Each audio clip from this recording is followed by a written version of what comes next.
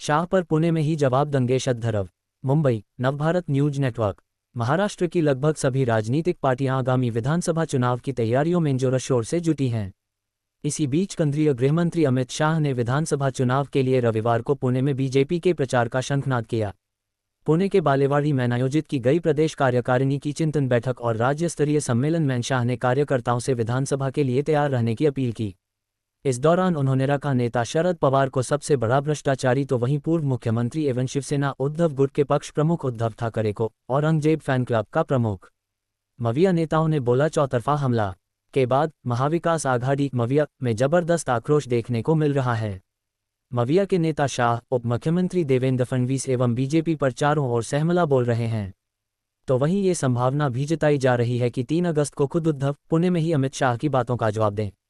3 अगस्त को होगी उद्धव की सभा। आगामी विधानसभा चुनाव की तैयारी सीन 3 अगस्त को पुणे में महाराष्ट्र के पदाधिकारियों की बैठक बुलाई है।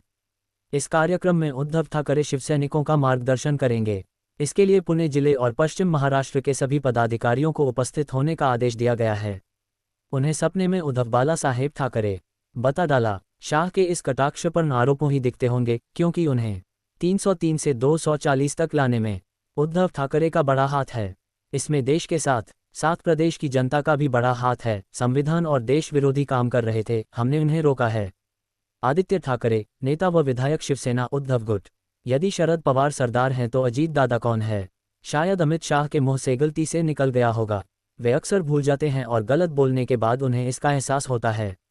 बच्चू कद, विधायक व अध्यक्ष प्रहार जनशक्ति पार्टी। भाजपा के उम्मीदवार उज्ज्वल निकम ने कसाब की बिरयानी का मुद्दा सामने लाया था। उनसे पूछा जाना चाहिए कि उन्होंने किसके कहने पर यह मुद्दा उठाया था। उस समय उज्ज्वल निकम का असली चेहरा कौन था? इसी तरह अमित शाह ने शरद पवार के बारे में क्या कहा, ये समझ नहीं आया। आपने ही उन्हें पद्म भूषण पुरस्कार दिया था, अर्थात नरेंद्र मोदी भ्रष्टाचार के असली सरदार हैं। नाना पटोले, अध्यक्ष कांग्रेस महाराष्ट्र पेश पूर्णविराम। दिल्ली से महाराष्ट्र में नेताओं की एक सेना आप भेजते हैं और औरंगजेब का नाम हमें दे रहे हैं।